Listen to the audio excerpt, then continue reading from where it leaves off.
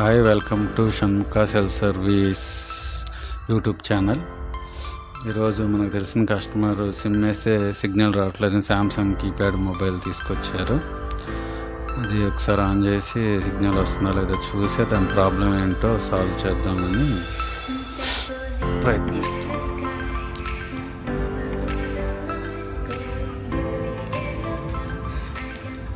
Samsung B355 model.